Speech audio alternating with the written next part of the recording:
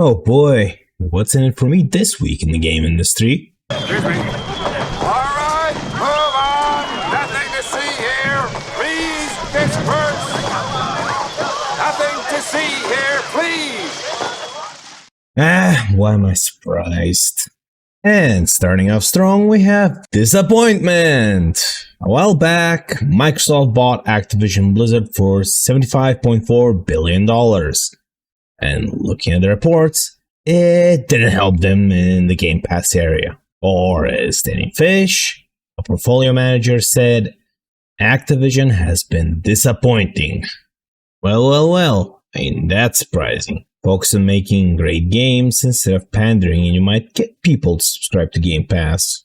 No need to pander to an audience that isn't even a fraction of the core audience you have. Then again, this sounds like common sense. Something that companies these days are allergic to apparently. This was confirmed when Microsoft's game division decided to include tags for non-binary and transgender. Now, why do people need to know if you're non-binary or transgender when they match up with you? To be fair, no one really cares if you're straight, lesbian, gay, trans, or whatever. They really just care if you play well or not. And, either in a stroke of pure genius or sheer stupidity, Xbox decided to respond to a tweet that Grumps made that pointed out the tags with codes for free Game Pass. There is a fine line between bravery and stupidity, and I'm not sure if Xbox crossed it or not with that post. Sticking with Twitter/X for a bit, Marvel Rivals Intel tweeted out comic covers for Marvel Rivals Volume 1, drawn by J. Scott Campbell, a renowned comic book artist, and the covers look great. Some idiots, on the other hand, were not happy with their art, calling it Gunnar art style, saying that Jeff photobombed Luna Snow, saying that the faces are badly done, and so on. On one hand, we have someone who's been making art since 1990. On the other, armchair artists on Twitter. I wonder who has more experience in this area. Now, moving on to questioning someone's skill set. Another game journalist recreated the Cuphead incident, this time with Tomb Raider and a cave instead of jumping over a pillar. Ashley Barhan was stuck in the game's tutorial section, a cave environment, for over an hour, blaming it all on her stubbornness. This all happened in Tomb Raider, The Last Revelation. Now, this happened with modern controls enabled, and the journalist had to change them to tank controls, the original control type, and people normally consider modern controls to be easier in the remakes. I think this will make the journalist think twice about her approach to games and writing a thoughtful article about how changing controls can help people. Instead, the article wrote can be summarized in 2 words: skill issue. Following up with skill issues, we have PC Gamer, and another banger of an article, this time taking a shot at Matt Karch, the CEO of Saber Interactive, the studio behind Space Marine 2. All because of his comments about the Saints Row remake, and I quote, "They didn't know what they were building. They didn't have any real direction. The only thing PC Gamer can really aim for is that this was stated while the CEO was on his private jet." This clearly shows the difference between the 2 studios, where they both ended up specifically.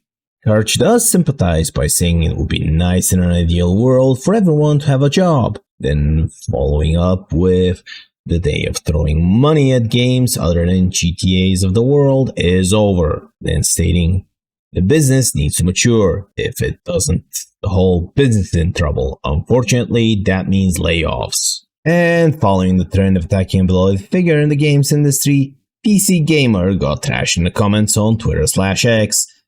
At this point, they should change their description from the global authority on PC games to another nuisance. Now, speaking of another nuisance, Bobby Kotick, the former CEO of Activision Blizzard King, is filing a defamation lawsuit against Kotaku and Gizmodo. Well, this was not on my bingo card for this year. The lawsuit was filed in the Superior Court of Delaware, and it alleges that both outlets deliberately misinterpreted Kotick by referencing withdrawn allegations of discrimination and workplace harassment in their coverage of his rumored interest in acquiring TikTok. Kotick states that these articles were penned with malicious intent to harm his reputation. despite the fact that the very same allegations were already dismissed.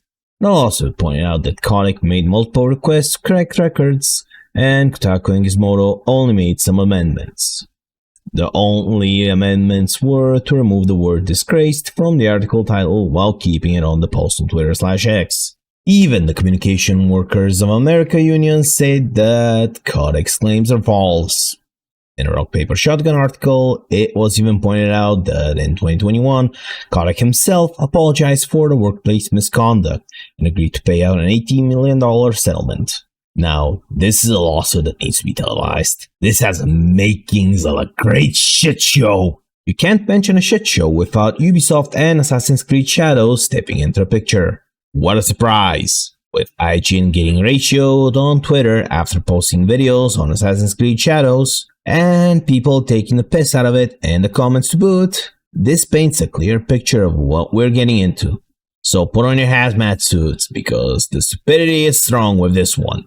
While the game, as of writing this, has 1,000 copies sold on Amazon Japan, and its second bestseller right after Monster Hunter Wilds, with its 69,000 copies sold, yeah, I know, not even close. You'd think that Ubisoft would chill out and let the game run its course without messing something up? Well, you're wrong. The music publisher went on a mad copyright strike spree and started striking channels that use the music from the game. And here I am, writing this under the Doom 2016 soundtrack just because I needed motivation for what's coming later into this block of vomit. Not to be outdone by someone other than Ubisoft got a VTuber, Olivia Monroe, banned because they couldn't tell the difference between AM and PM in the streaming deal they made with her. Thankfully, the ban was lifted later on, but that just screams incompetence on Ubisoft's part.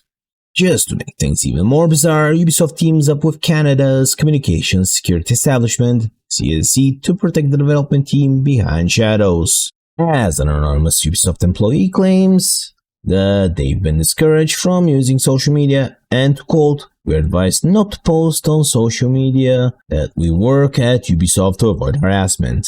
I mean, there are nutcases on social media that will go out of their way to dox you, but then again, most game devs that get in trouble are the game devs that start spat with the audience of the game. On top of that, reports state that CSE has a team in place for this, claiming there's a team that monitors networks and acts quickly in the event of a targeted attack. Like what we've done before, this is serious. And the cherry on top of this is that Ubisoft allegedly even has lawyers at the ready to file complaints in the event of proven harassment. I wonder when will they start depicting critique as harassment. On top of that, an insider from the Shadows dev team admitted that if the sales are mediocre, Ubisoft will be in big trouble. The insider even added, the team's crunched like never before to finish it. They really needed that extra month. These are seniors who work every day to complete it. It was pretty crazy. All of that, and there was already a discount on Newegg, $15 for the deluxe edition of the game. Yeah, next week's gonna be a fun one.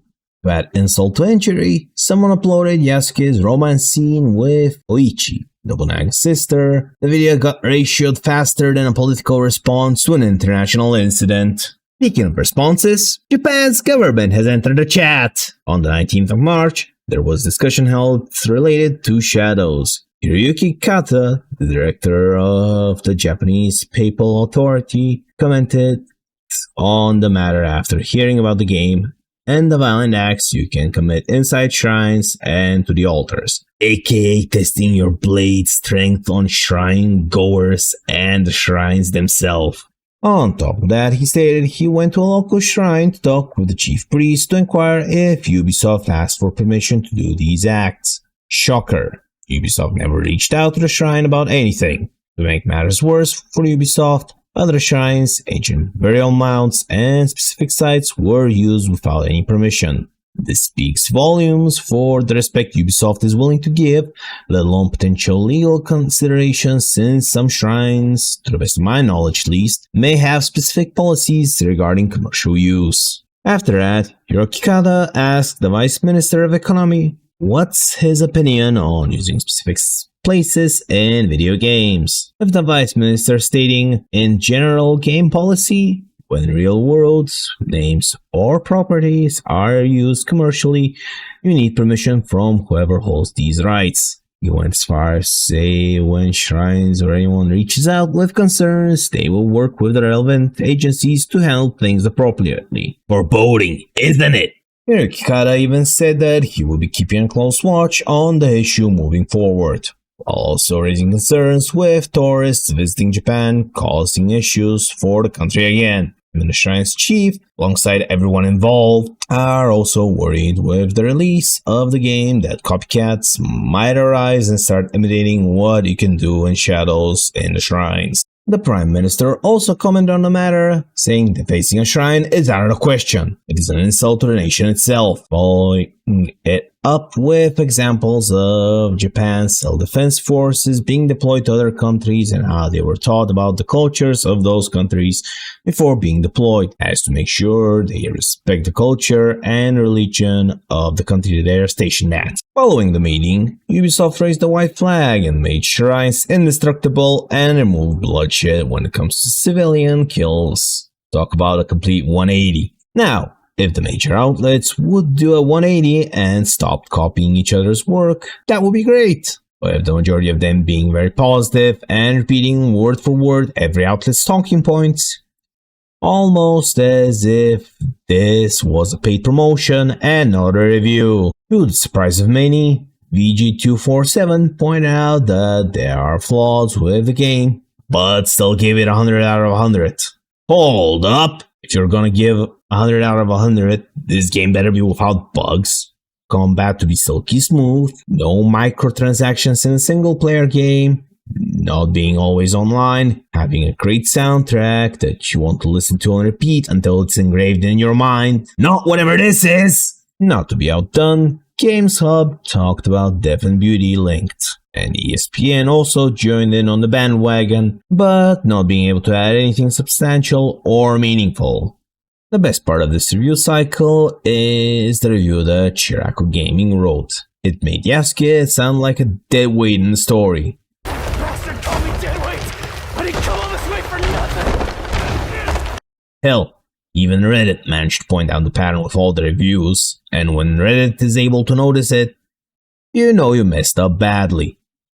Even JP Twitter took a jab at the game, mocking the Cherry Blossom viewing. What could Ubisoft have gotten wrong in something as simple as Cherry Blossom viewing, you may ask? The use of blue dyes. Now, blue dyes and pigments in the era where Assassin's Creed Shadows is set in was very rare, mainly due to the cost of blue dyes at the time. Even artists who got paid by feudal lords for the paintings rarely used it. That should point out how much that stuff costs. Speaking of costs, goodwill also costs currency in the game industry. On that, Ubisoft has almost none left. Next part of this will need some context. In November 2024, Ubisoft wanted to hide player count data on Steam with the turbo release of Star Wars Outlaws. Thanks to Gaben, we have numbers to talk about, and the numbers paint a pretty picture.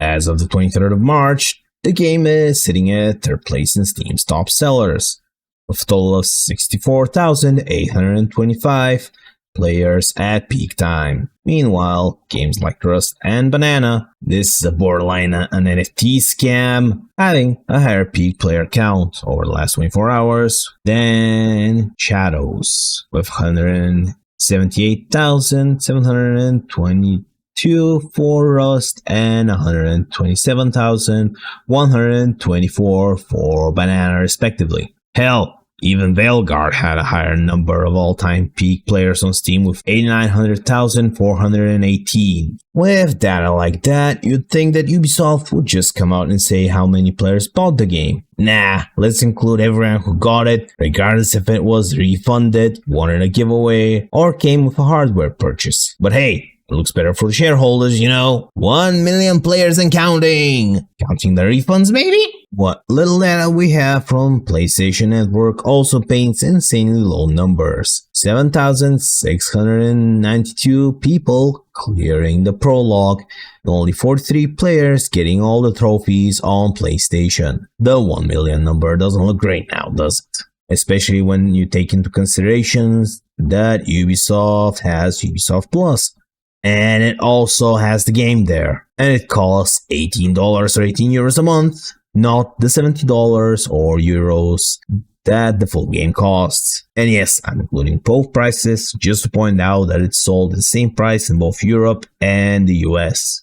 With the numbers mentioned above, this also comes as no surprise when Ubisoft also tweeted that it's rank 1 on Steam, only to be dethroned by Counter-Strike 2 the very next day. Gotta get them keys, you know.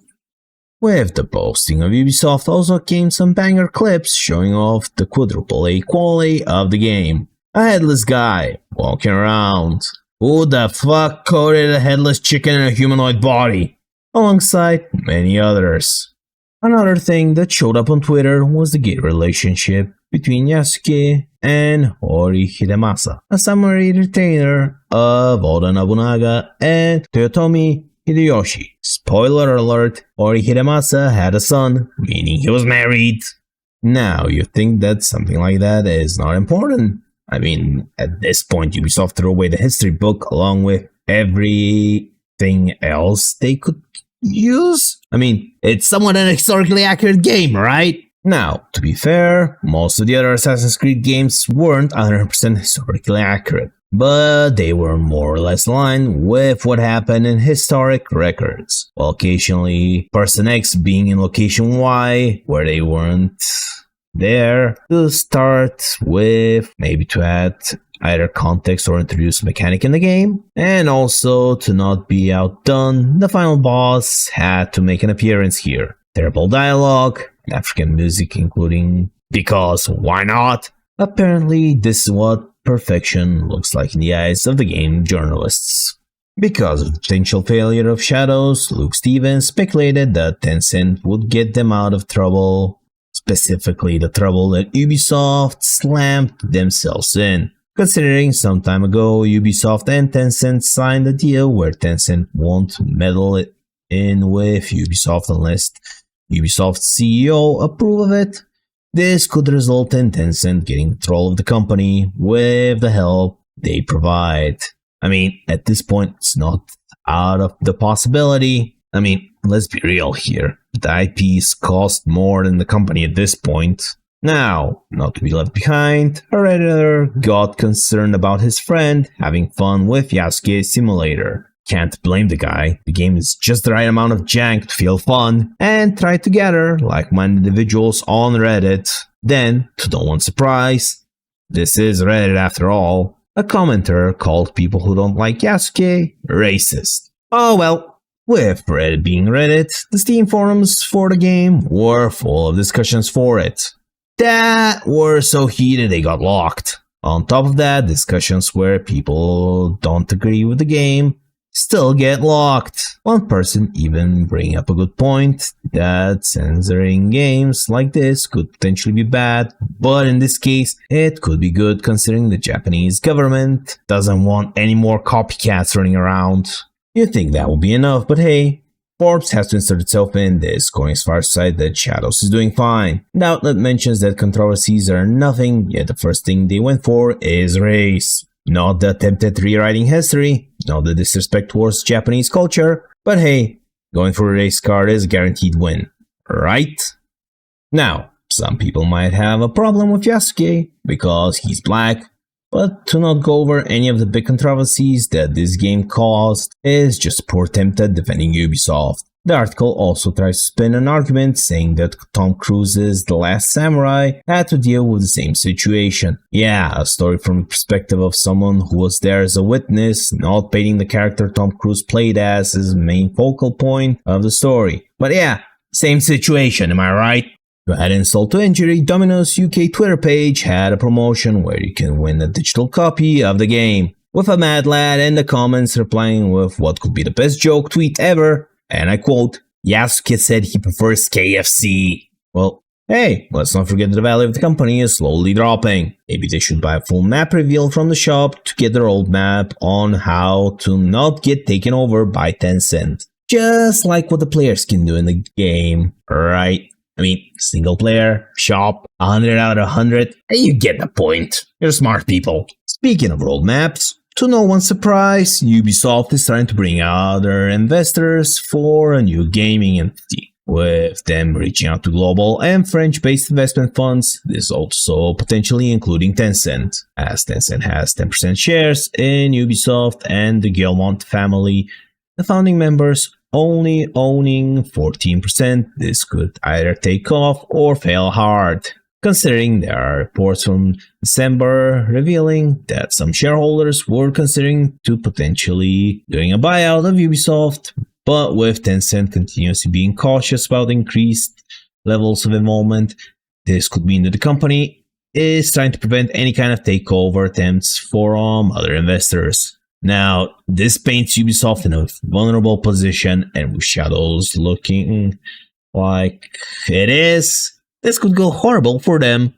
Well, only time will tell. Speaking of horrible, and I swear this is not Ubisoft, I'm gonna pose a question. Why would an M-rated game need a trigger warning? That's what players are wondering with the latest installment of the Silent Hill franchise. Silent Hill F comes with a trigger warning, and shocking no one, the trigger warning somewhat spoils the game and the narrative. And to the surprise of no one, TheGamer is happy that they will have a female protagonist, even saying finally going to give women more agency in the title of the article.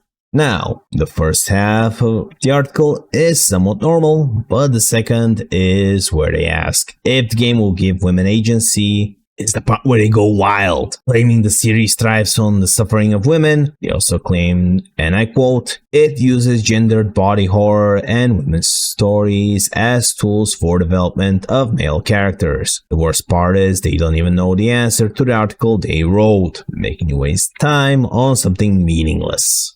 Speaking of meaningless, every time Sweet Baby Inc. gets involved in a game, the sales become meaningless. South of Midnight is one of these games, and it's not doing so well. With 2 weeks before the release of the game, it can't break the 1,500 sellers on Steam. And to add to that, the developers behind Flintlock, another bearer of the SBI curse, was rumored to have layoffs, with some even saying it's 2/3 of the studio got laid off a while back. This could potentially hint at what awaits Compulsion Games in the future. Speaking of potential future, in this case, one that won't happen, TheGamer yet again tries to get people to buy Veilguard, going as far as to claim that during the Steam Spring Sale, you can get the best deal by buying the game. Beside that, they included the 4 out of 5 star review in the hopes of fooling someone to buy this game. Mind you, this is in no way, shape or form the best deal you could get during any Steam sale, not just a spring one, not by a mile. Speaking of great deals, Masahiro Sakurai, the creator of Super Smash Bros. And Kirby, advocates for Japanese developers to create stuff that reflect their identity instead of adapting to Western ideals. With his belief that the global appeals that originally popularized games came from the unique Japanese culture, probably the best take anyone can make on the current state of the game industry, if I do say so myself. And lastly, a not so great take on a community. Johan Palstead decided to open his mouth in the worst way possible during GDC. Despite stating that the game is meant to be ironic in the past and that players were always meant to be seen as dispensable henchmen, all for the fun of it, during GDC, the CEO of Arrowhead Games was quoted saying, "We asked ourselves, could we brainwash an entire community to fight for a fascist state? Why would they? Will we be okay with that?" And turns out, yeah, actually. To top it all off, he even got a message from the United Nations asking if they wanted to talk about psychological defense against manipulation. At this point, I should be a game dev. Call someone a slur on Twitter, say something bad about the community of the game that I work on, fail upwards. Now that sounds like a plan to me! And to top it all off, Grums on Twitter posted the article and quoted the CEO. That jumped the aggro tables and got the CEO to reply by calling him a rage baiter, followed by another reply from Grums with, "I just printed your quotes on the article," even asking if it was misinterpreted, followed by asking about the brainwashing. As of the 23rd of March, two things remain clear. 1. The CEO has not yet replied to Grum's, and 2. Apparently, the Hearts of Iron 4 player base aren't the only ones who can't escape the Brown allegations. Well, that was all for now. Like if you like it, dislike if you dislike it, leave a comment, and I'll see you guys next time.